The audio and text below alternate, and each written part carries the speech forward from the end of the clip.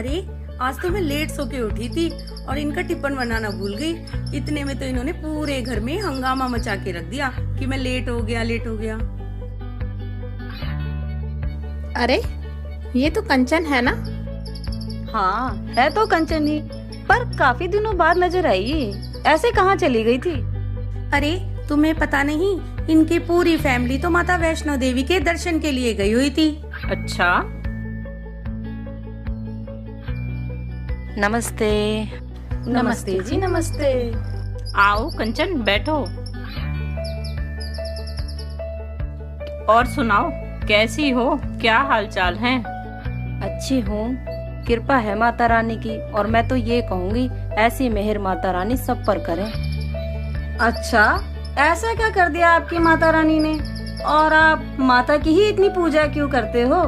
आपके धर्म में तो 33 करोड़ देव देवता बताते हैं। रिहाना जी, मैं शेरा वाली माता की पूजा इसलिए करती हूँ क्योंकि उनकी कृपा से आज हमारे पास किसी प्रकार की कोई कमी नहीं है। इसीलिए तो मैं कई बार माता वैष्णो देवी के दर्शन भी करके आई हूँ, ताकि उनकी कृपा हमारे ऊपर ऐसी बनी रहे। और हाँ, आपको पता है, मैं कथा, कीर्तन और जगराते भी करती हूँ, जिससे भाई मुझे तो पूरा विश्वास है कि मैं स्वर्ग में पक्का जाऊंगी। तो फिर आप ही बता दो, मैं शेरा वाली माता को कैसे छोड़ सकती हूँ?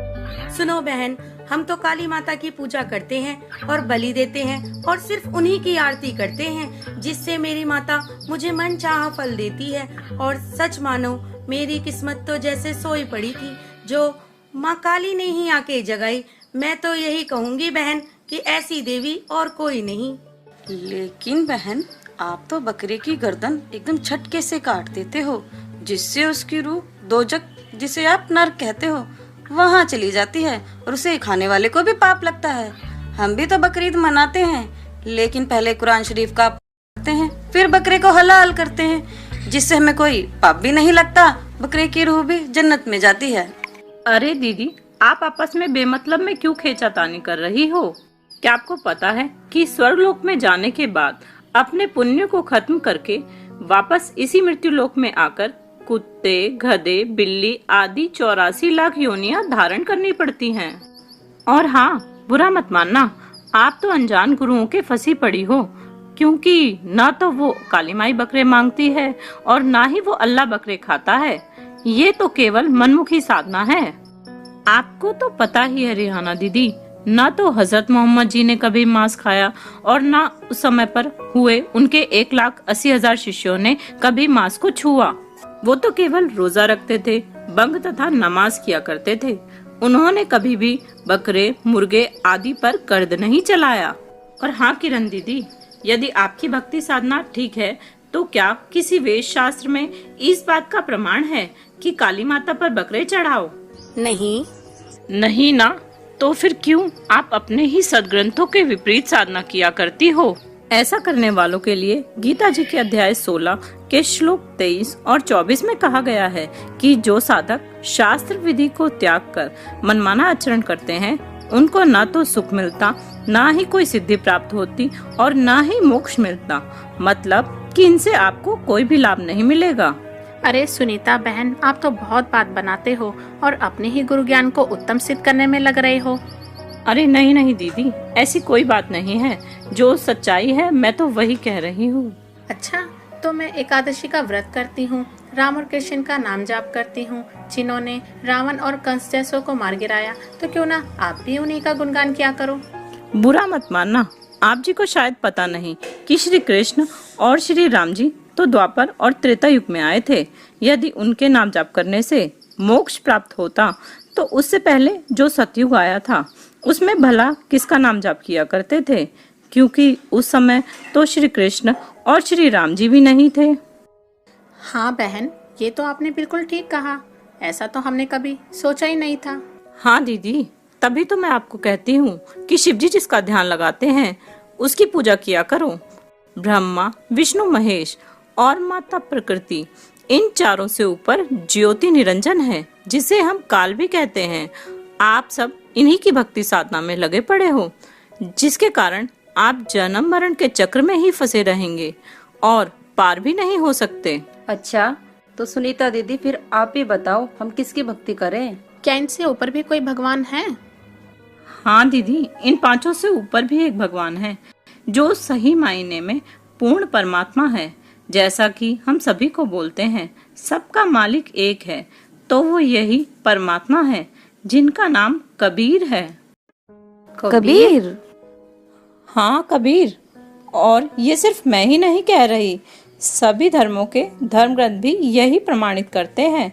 जैसे प्रमाण के लिए ऋग्वेद मंडल नंबर 9 सूक्त 96 के मंत्र 17 में, गुरु ग्रंथ साहिब के पृष्ठ संख्या 721 पर और पवित्र कुरान शरीफ सूरत फुरकानी 25 की आयत 52 से 59 में भी उस कबीर अल्लाह का ही गुणगान किया गया है। सुनीता दीदी, आपको इन सदग्रंथों का इतनी गहराई से ज्ञान कैसे हुआ? हाँ दीदी, बताओ ना। हाँ बताती हूँ।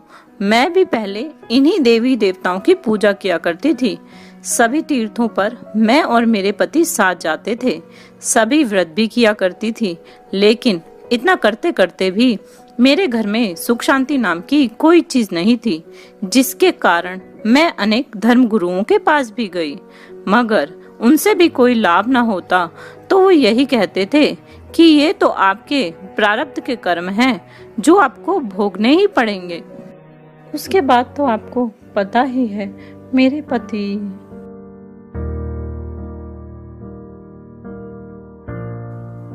जिनकी लंबी उम्र के लिए मैंने उस दिन करवा चौथ का व्रत रखा था, लेकिन उन देवी देवताओं की मेहरबानी तो देखो, मेरे पति तो नहीं आए और उनकी लाश ही मेरे सामने आई। उसके बाद तो हम बस उजड़ते ही चले गए। मेरा तो भगवान पर से विश्वास ही उठ गया और मैं नास्तिक हो गई। एक दिन थक हार करके मैं ट्रेन के सामने आत्महत्या के लिए चली गई, लेकिन परमात्मा की दया से एक बहन ने मुझे वहां से बचा लिया। मैंने उस बहन से बहुत कहा, मुझे मर जाने दो, मैं इस जिंदगी से तंग आ चुकी हूँ। तब उस बहन ने मुझे समझाया कि यह मनुष्य जन्म बहुत ही दुर्लभ है, बार बार नहीं मिलता, तुम इसे क्यों नष्ट करना चाहती हो। तो मैंने उस बहन से कहा कि मैंने सभी भगवानों की पूजा करके देख ली, लेकिन उन्होंने मुझे कुछ नहीं दिया। तो उस बहन ने कहा कि आप जी जिन भगवानों की पूजा करते हो वो तो केवल किए हुए कर्मों का फल ही दे सकते हैं, उसमें कम ज्यादा नहीं कर सकते। चलो मैं आपको संत रामपाल जी महाराज जी के सतलोक आश्रम में ले चलती हूँ, जो पूर्ण परमात्मा की भक्ति बताते हैं। इतना सुनकर मेरे अंदर जीने की उमंग सी जाग उठी और वो बहन मुझे संत रामपाल जी महाराज जी के सतलोक आश्रम में ले गई और वहाँ मैंने उनके द्वारा दिए जा रहे वेद शास्त्रों से प्रमाणित ज्ञान को सुना और देखा, जिसमें वो प्रमाण दे देकर बता रहे थे। अब परमात्मा आगे बता रहे हैं, गीता अध्याय नंबर 15 के श्लोक नंबर 16 और 17 में जो 3 पुरुष बताए, सरपुरुष, सरक्षर पुरुष, ये 16वें श्लोक में बता दिया। 17वें में उत्तम पुरुष तो अन्य परमात्मा इति उदाहरत है, यह लोक धर्म अविश्य विवर्ती अवैश्वर है। अब गीता अध्याय नंबर 15 के श्लोक नंबर 1 से इसका लिंक है, ऊपर को जड़ और नीचे को तीनों गुण रूपी शाखा वाला। यह उल्टा लटका हुआ संसार रूपी वृक्ष है, जिसकी ऊपर को जड़ है वो तो पूर्ण परमात्मा है और नीचे को तीनों दुगुण रजगुण ब्रह्मा सदगुण विष्णु तमगुण शिव जी रूपी शाखा है। तो परमात्मा ने स्वयं आकर बताया था कि अक्षर पुरुष एक पेड़ है, सरपुरुष यानी ज्योत निरंजन वा की डार और तीनों देवा शाखा है, ये पात्र रूप संसार। अब ये दास बता रहा है कि जो जड़ है वो परम अक्षर ब्रह्म है। गीता अध्याय नंबर 8 के श्लोक नंबर 3 वाला वो परम अक्षर ब्रह्म है, वो परम अक्षर पुरुष कहो, परम अक्षर ब्रह्म कहो। और गीता अध्याय नंबर 15 के श्लोक नंबर अब 17 पर आते हैं, उत्तम पुरुष है तो अन्य परमात्मा इति उदाहरत है, यह लोक धर्म अविश्य विवर्ती अवैश्वर है।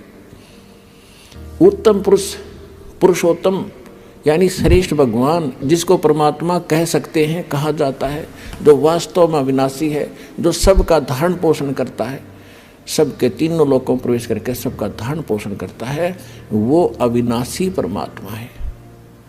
वो परम अक्षर ब्रह्म है, वो संसार रूपी वृक्ष की जड़ है, जिससे सबकी परवरिश होती है। पूरे वृक्ष की परवरिश जड़ से होती है, मूल से होती है। तो वो परम अक्षर ब्रह्म जो है वो जड़ है पूरे संसार की, वो परम अक्षर ब्रह्म है। गीता अध्याय नंबर 18 के श्लोक 62 में जिसके विषय में कहा है कि अर्जुन तू सर्वभाव से उस परमेश्वर की शरण में जा, उसकी कृपा से तू परम शांति को और सनातन परम धाम को प्राप्त होगा। तो यहाँ गीता अध्याय नंबर 8 के श्लोक 5 और 7 में गीता ज्ञानदाता ने अपनी विषय बता दिया कि भक्ति भी कर, युद्ध भी कर, जन्म मृत्यु तेरी भी रहेगी, मेरी भी रहेगी। तो गीता ज्ञानदाता के पास वो कंप्लीट कोर्स नहीं है जिससे जन्म मृत्यु उसकी कट सके और उसके उपासक की कट सके। स्पष्ट कर दिया। अब वो कहता है कि उसके लिए तत्वदर्शी संतों ने खोज ले। तो इस विषय में आज तत्वदर्शी संत ये रामपाल दास है, जिला हिसार, हरियाणा। अब किसी का भ्रम ना रहना चाहिए। देखो, एक 1000 का नोट है, उस पर लिखा है कि मैं धारक को 1000 रुपये देने का वायदा करता हूँ। दास पे लिखा नहीं है, दास बोल सकता है कि मैं उपासक को सर्व सुख और पूरा कंप्लीट मोक्ष देने का वायदा करता हूँ जब नियम में रहोगे। तो पुण्यात्माओं, बिना बताए पता कैसे चले? स्वयं परमात्मा आए थे, 120 वर्ष रह के चले गए। हम लाल की पहचान करना जानते नहीं, इस कारण से मार खाते रहे। और एक तो कहना होता है, विद प्रूफ प्रूव करूंगा कि इस विषय में किसी के पास ज्ञान नहीं, किसी के पास समाधान नहीं, और कबीर जैसा भगवान नहीं, और इस परमात्मा के दास को जो प्राप्त है कबीर परमात्मा का दिया हुआ ऐसा कोई ज्ञान नहीं। अब क्या है कि जो भी किसी पंथ से जुड़े थे या कोई अपनी परंपरागत साधना कर रहे थे, घर की पूजा होती है, उनको करते करते आज आपकी क्या हालत हो चुकी है। किसी को शांति नहीं, किसी का बेटा मर गया, किसी की बेटी मर गई, किसी की बेटी विधवा होगी, किसी का पोता मर गया, किसी को कैंसर होगी, किसी को और अन्य समस्याएं पैदा हो रही हैं। और वो भक्ति अब भी कर रहे थे, उन्हीं पंथों से भी जुड़े उनका कति विनाश हो लिया, सर्वनाश हो रहा है। अब राधा स्वामी पंथ से, धन सतगुरु पंथ से, आसाराम से, इन सब से, ये कुमार स्वामियों के वहाँ भटक गए और उनसे कोई लाभ ना मिला, कति सर्वनाश हो लिया। अब यहाँ रो रहे हैं, अब कोस रहे हैं उनको कि हमारा जीवन खो दिया 20-20, 30-30 वर्ष। अब क्यों, कैसे संतोष होगा? उन पुण्यात्माओं के एक अनमोल जीवन को नाश हो गया। अब तो पता नहीं था उनको अभी तक कि इतनी कीमत है इस मनुष्य जीवन की। यहाँ आने से पता चलेगा ये कितना कीमती है।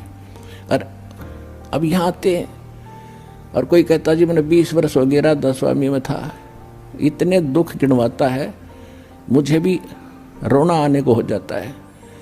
और फिर उसको कहा जाता तू वहाँ 20 वर्ष खो दिए, अब यहाँ 20 महीने या साधना करके देख ले, तेरे वारे न्यारे ना हो जाता है, बेशक कद्दे छोड़ दिए फिर।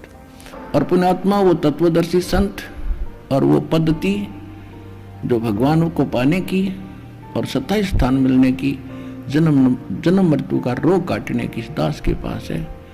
आओ और ग्रहण करो। हम पलकें बिछाए बैठे आपके लिए, जितना देर से आओगे उतना घना पछताओगे। बोलो सतगुरुदेव। जिसको अच्छे से देखकर और समझकर मैंने उस बहन को संत रामपाल जी महाराज जी से दीक्षा दिलाने को कहा और फिर मुझे नियम समझाकर संत रामपाल जी महाराज जी द्वारा टीवी के माध्यम से नाम दीक्षा दिलाई गई। और ताजुब की बात तो ये है कि वहाँ पर मेरा एक भी पैसा नहीं लगा, क्योंकि वहाँ पर सभी कुछ निशुल्क था। निशुल्क? हाँ, निशुल्क, जिसके कारण आज मैं अपना जीवन सुख और शांति से बिता रही हूँ और आप सबके सामने बैठी हूँ। माफ करना दीदी, हमें मालूम नहीं था इस ज्ञान का, जिससे कि हमने आपको बहुत ही बुरा भला कहा, फिर भी आपने हमें ये ज्ञान समझाया, उसके लिए आपका बहुत बहुत धन्यवाद। हाँ दीदी, हमारी तरफ से भी धन्यवाद। अब तो हम सब भी संत रामपाल जी महाराज से नाम उपदेश लेकर भक्ति करेंगे। हाँ, सही कह रही हो। अरे क्यों नहीं, लेकिन धन्यवाद करना है तो मेरा नहीं, संत रामपाल जी महाराज जी का करो, जो कितना संघर्ष करते हुए इस ज्ञान को जन जन तक पहुंचा रहे हैं, ताकि सभी को इस ज्ञान का पता चल सके और सभी लोग सुखी हों। बोलो सद्गुरु रामपाल जी महाराज की जय हो।